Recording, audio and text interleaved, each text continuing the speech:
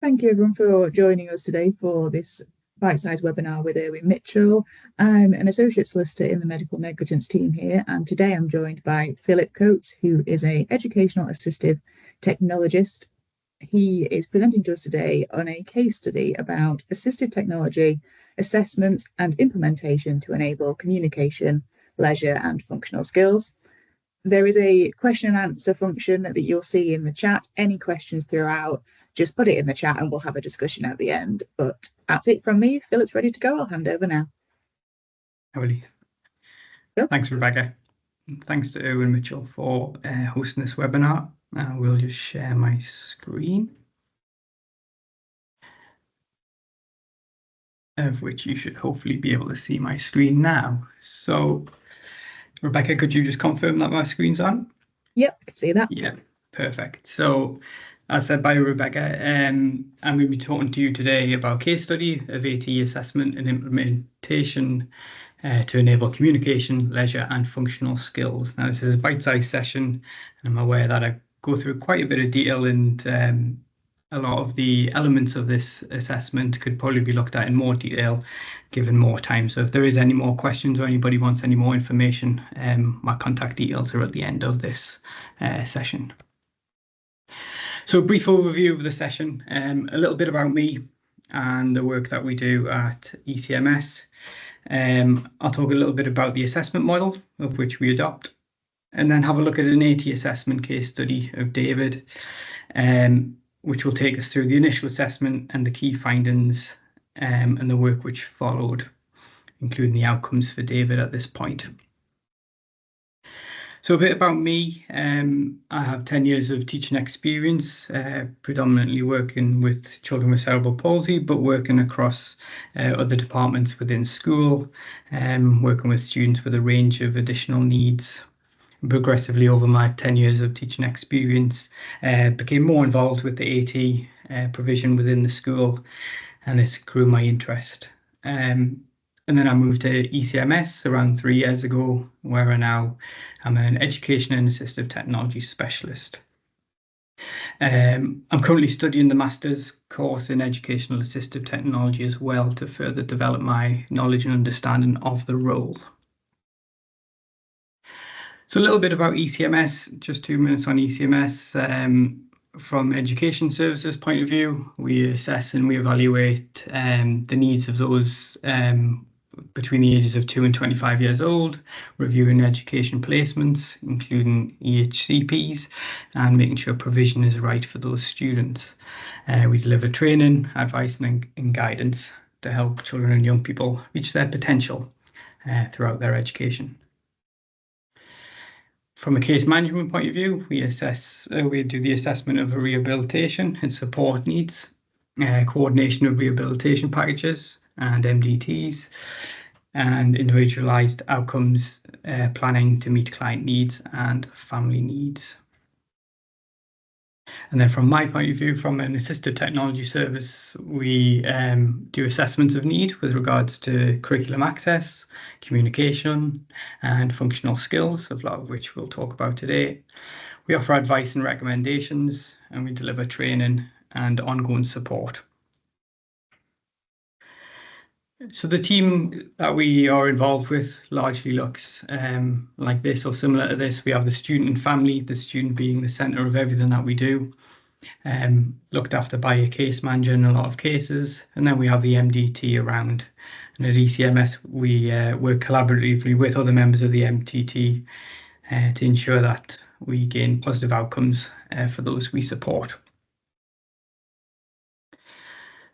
So the assessment process adopted at ECMS centres around the SET framework, which supports the decision-making process for assistive technology. It focuses on 4 key components: the student, and remaining student-focused in everything that we do; the environments in which they exist and they experience; the tasks in which they already do and aspire to be able to do; and then from that, the tools which we could implement to support with those things. So we'll have a closer look at each of the components. So from a student point of view, when we're assessing, we are remaining student-centred at all times. It focuses on gathering detailed information about the individual who needs the support. This includes their strengths, their needs, abilities, interests, and specific functional areas of concern. By understanding the student, this ensures that any assistive technology solution is tailored and is the right for the student that we're supporting. We could be looking at things like what are the successes that the student is experienced at the time, what are the functional areas of concern, what are the barriers to success, what does the student need to be able to do that is currently difficult for them to do, what are the current levels of achievement, and what does the student wish to achieve through the use of assistive technology. The environment component examines all of the environments in which the student will use assistive technology. The questions that we could be focusing on could be what supports or barriers are present in each environment, what materials or equipment is used in the environment, are there any access issues present within the environment, are there any positive or negative attitudes which need to be addressed either by staff who support them or those around them, and is there any training needs that we're going to need to think about when we're thinking about implementing any assistive technology. Tasks identifies the specific activities or tasks that the student needs to accomplish in the environment. The step clarifies what the student must be able to do to participate fully and effectively in learning or in daily life. And then the tools refers to the selection of devices or strategies. So this could range from low-tech systems or high-tech, that'll help the student perform the identified tasks in the given environment. Tools considered only after collecting information about the student environment and tasks will ensure the appropriate tool is matched to them. The tools at this point could be for the student themselves, or it could be for the facilitator. So for instance, for a student, it might be that we introduce and start to think about introducing some AT hardware. It could be some software. It could be some training directly with the student, or it could be supporting with some accessible materials. And then from the facilitator point of view, it could be hardware and software to support their familiarization with AT. It could be direct training for the facilitator. It could be about device management and troubleshooting of any AT that's put into place. So when we're thinking about the SET framework, we're thinking about it as a continual process. It ensures assistive technology decisions are based on the comprehensive understanding of the individual, of their environment and the tasks that I've mentioned before. And this leads to better alignment between needs and the technology solution that we put in place. And as I said, it's a continual process that we're working through. We're always thinking, we're always acting, we're always collaborating, we're fostering engagement, we're reducing abandonment, and we're building small steps to create an ongoing process. So we'll have a little bit of a look at a case study of David and how the assessment process enabled him to have improved outcomes with the use of assistive technology. Just to mention, David's a pseudonym but based on a student that I support. So the initial assessment process looks a little bit like this. The initial referral comes in. We gather a lot of information from family, from those around David, from the MDT, and all of this information allows us to create some bespoke assessment tools and materials to take to both a home and school visit, where we meet staff, we meet families, we meet David, and we fully assess against those 3 or 4 components of the SET framework. This all comes together to create an initial assessment report and recommendations, and then from that, the approval for ongoing AT input follows that. So just a little bit about David, just to set the scene. He's 10 years old. He has quadriplegic cerebral palsy. He has subsequently been diagnosed with swallowing and feeding difficulties, and he has a global developmental delay. He attends a local authority special school supported by a one-to-one. And he's got an EHCP, which supports the school placement and the provision required to support his learning. At this point, the only assistive technology David uses is a high-tech augmentative and alternative communication aid, which I'll refer to as AAC. So David's communication, he uses a GridPad 12. He's running Grid 3 software, and he accesses SuperCore 50 using a single switch scanning method, and this is mounted to his wheelchair. As you can see from the diagram, David uses the switch that's in the bottom of the picture there, and it scans across each level in a column and row fashion for him to find the word that he wants. Initial information from the referral indicated that the device is getting old and it's incredibly glitchy. David's becoming increasingly frustrated with it, and he isn't even using it at home, and it is decreasing the use of it in school as well. So we're really kind of seeing David heading towards device abandonment, which hopefully through the process of AT implementation we can avoid. So when we're thinking about the SET framework, the initial findings from the initial assessment came about to show that David, he was unhappy with his AAC system. He felt as though the process of word retrieval and voice output was slow for him. He was feeling frustrated that he couldn't communicate effectively with his friends. The head switch positioning was inconsistent, and he wasn't particularly confident with the facilitators who were positioning it for him. He found it difficult to engage with activities in class. He relied on staff to scribe his answers for him. From a gaming point of view, David wanted to be able to play Mario Kart, as we all do, with his friends. This was a real kind of aspiration of his. But due to difficulties with his fine motor skills, a suitable access method hadn't been possible. It was also clear to consider the adaptive gaming, as this would have a positive effect on David's social and mental health.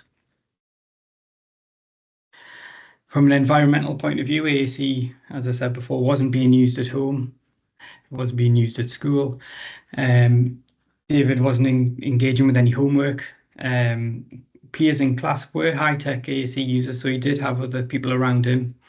And from an IT policy point of view, which is what we have to look at in schools as well when we go in, they did support the use of AAC with regards to connectivity and things, so there was no issues there. From a gaming point of view, they already had a Nintendo Switch in the house, but as I said, he wasn't able to access this effectively. So in terms of the tasks, he wanted to be able to record some of his own work. He didn't want to rely on adults to scribe for him. And also David's teacher wanted him to develop his sentence construction, as he did have an EHCP outcome around this. So it was clear that he had inspirations to be more independent in his tasks, and school were keen to develop this. So once we have all of this information, we need to consider the tools that would enable David to show more participation. David's current device, was it performing as it should? We did have reports of performance issues. If we were to explore access and the wider uses of this hardware, was it the right device for him? He's already heading towards device abandonment at this stage, so we need to be really careful in our approach of this. When we're thinking about the wider uses of an AAC device, could the use of specialist software, such as Clicker8, provide David with the tools to record his work a bit more independently. With regards to gaming, could we potentially develop some fine and gross motor skills? He does like to manipulate objects in his environment, and so joint working with physio and OT could create a setup which would enable some functional therapy outcomes as well. And would David enjoy accessing environmental controls, such as turning on his TV to get ready to play the Switch, for example, or turning the volume up and down? And again, this could directly link to OT work in developing some independent living skills. At this point, we're already thinking about the collaboration with the MDT to improve outcomes. The SALT will assist with the AAC work that we do and the vocabulary that we choose, along with the OT for seating and mounting. Teaching staff will support the use of clicker in pitching the work correctly and making sure he has positive outcomes from an educational point of view. The OT will support with leisure activities and independence tasks through his gaming and also through his environmental controls. And all of these things, when we're thinking about the tools and things, will require a training schedule for David and for those around him to ensure the successful implementation across all of the environments. So in summary, from the initial assessment, we had 3 steps we were going to explore. We're going to have a look at some AAC trials and check that the device is suitable. If not, we'll have a look at it. We also need to look at review his access method as well as part of this work. We're also going to look at the wider uses of AAC, potentially some environmental control, some access to the curriculum things as well. And thirdly, David really wants to play Mario Kart, as I mentioned at the start. So let's see if we can make that happen for him. So during early observations of David, it was clear he had a good understanding of where his vocabulary was on his device. And he would often fix his gaze upon that cell whilst he was switch scanning, which gave a little bit of information, a bit of indication that the trial of direct gaze to cell could be explored in order to select that vocabulary a bit more quickly. And so from this point, 2 access methods were explored, an eye gaze system and a head mouse system was trialed. And at this point, liaison with the physio determined the level of functional head control that David has and his ability to control the device through movement of his head. So 2 trials were arranged, each following the same process, which you can see on screen: exploration of an eye gaze or a head mouse access. Each trial was 2 weeks long and were arranged with a speech and language therapist. Some basic introductory training was delivered to staff and to family to ensure a positive trial period. Recording sheets were supplied in order to record successes and difficulties with either setup. And then at the end of each trial, we had a remote meeting to review how it was going. And just to explain a little bit, and we could go into a lot more detail in this if we had more time. So eye gaze would be controlling the device using the movement of the eyes, and a head mouse access would be a reflective dot, which in David's case is stuck to his the frame of his glasses, and it's the head movement which controls the device. So head mouse is moving the head around to manipulate the communication aid. Eye gaze is following the gaze of eyes.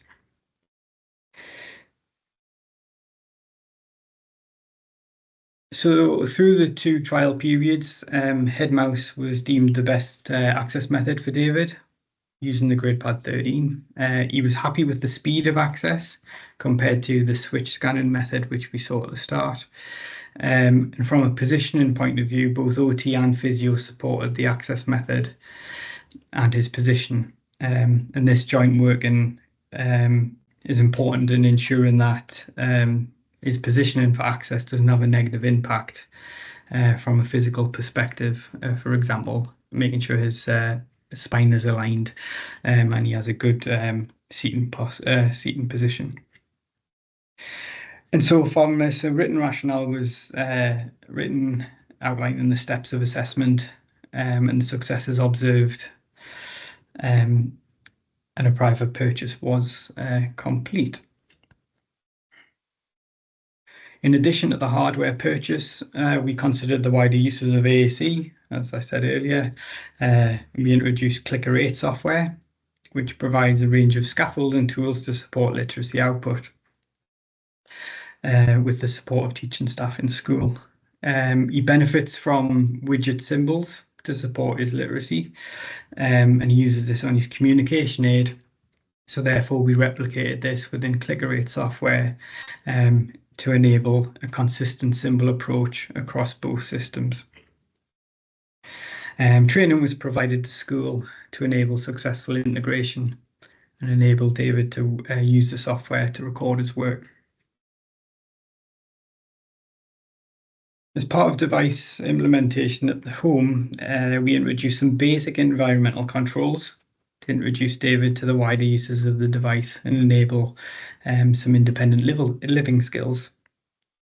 David was set up with simple controls for his TV, including on-off, volume up and down, navigation and select buttons, so you could interact with things like Disney Plus and things like that, which you can see in the picture on the left-hand side there. All of this was controlled using his head mouse on the device.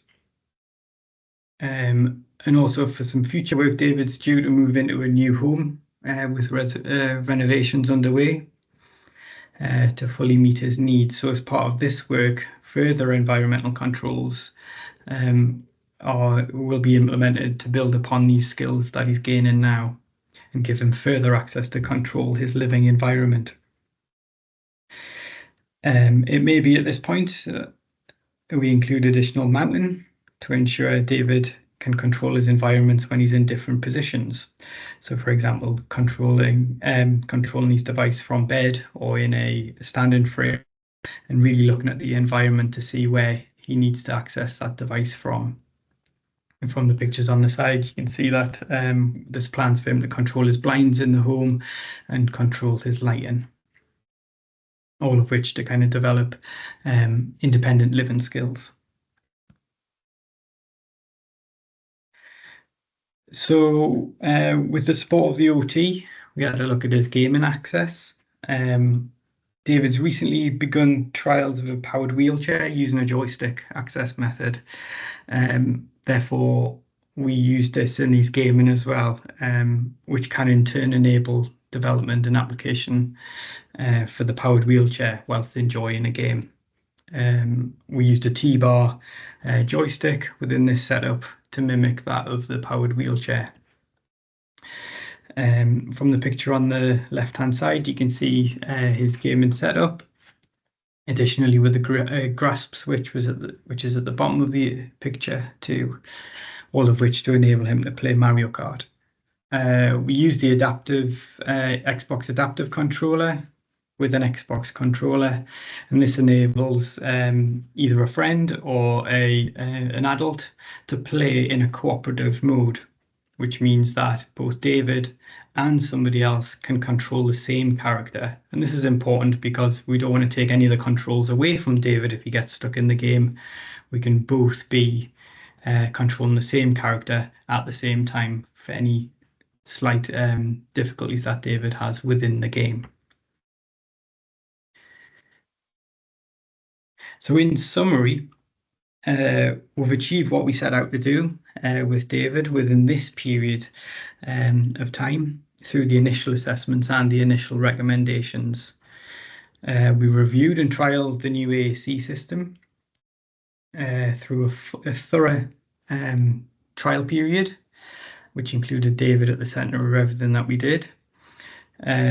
This in turn has led to David now using the device across home and school, which he wasn't doing before, and even in the community. I think he's even using it to order food in the pub. But most importantly, we've avoided device abandonment, which we were really close to at the start of input. So we're seeing a young man who is now more socially included across all of his settings. We've also begun to explore the wider uses of the device, including the recording of his work in clicker rate, and also using the device as a means to which to control his environment, to develop those independent living skills. And as I said, whilst the renovations are going on in the home, we can further project that to controlling more and more things. He also has now a bespoke Switch accessible gaming setup in collaboration with the OT to enable inclusion with his friends when he's accessing the Nintendo Switch. So as I mentioned earlier in the talk, I'll show this slide again because AT is a continual cycle.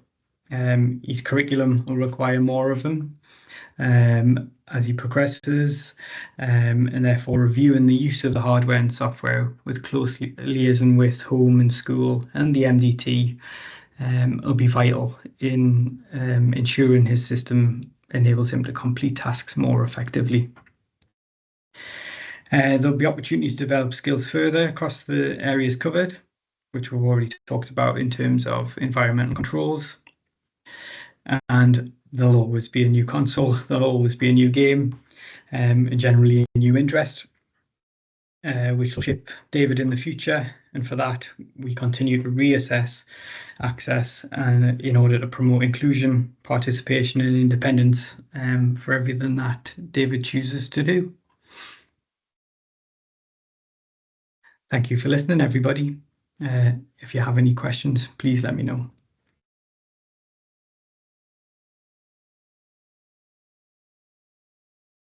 Thanks very much for that, Philip. That was very interesting and informative. I've got a couple of questions for you. For families of quite young children who may think an AAC device is ideal for them, where's the best place to start with that assessment process and getting onto that? So I think the first step is through speech and language therapy, who would provide a kind of an assessment process to see how their acquisition of languages and to develop kind of the first steps in terms of establishing like low tech and seeing how they interact with that in order to then infer any sort of high tech system that could be utilized. Brilliant. And as a follow-on from that, obviously there's quite an age range of 2 to 25. Are there any particular age points that need more focus on reassessment of changes in their life and when you would come in at that stage? I think transition points are always an important step for any young person, either through placement or any sort of environmental factor. It's a continual process and it's led by the individual really. So those assessment points kind of come about whenever really we can keep a close eye on how pupils are progressing, and we kind of assess on a needs-led and student-centered basis. But you talk about low tech and high tech. Can you talk us through more? Do people tend to start on the low tech and move to high? And even when they're on high, would they still use low for some things? Can you talk us through that a little bit? Yeah, I think a lot of what I see is people start on low tech strategies or kind of initially equipment which is maybe a single switch voice output, things like that. I think it's important to factor to have a range of strategies where possible. So whilst implementing a high-tech communication aid, things can happen with those aids. So it's important to have backup strategies where possible, whether that be another device, another access method, whether that be a low-tech strategy with like a symbol book, or anything really that enables kind of communication across all settings really, and enables kind of any sort of barriers to any sort of breakdown that might happen along the way. So a range of strategies would always be a preferred method to go with. That does actually lead on to the next one, the difference between home and school and say the range of methods. Do you find there's a preference between people who use low and high, use more at school and one time more at home, anything like that? Not particularly. I think it comes down to the individual. I think as part of implementation and ongoing training, it's important to make sure that people are confident with the equipment that we go in. So it's always checking in and seeing how people are getting on, and reminding people kind of not to kind of suffer in silence in terms of being an adequate kind of facilitator around the student. To enable them to kind of make their choice in terms of what they want to use and be led by how they want to communicate. Well, that was all the questions I've had. I don't think we've got any more, so just thank you very much for that. That was very interesting. For all who have joined us and signed up, you should all receive a link with this recording, as well as the recording of our first webinar in this communication series, and that was a focus around adaptive gaming, which is from the William Merritt Centre. So just thank you all for joining us and hope you found that interesting.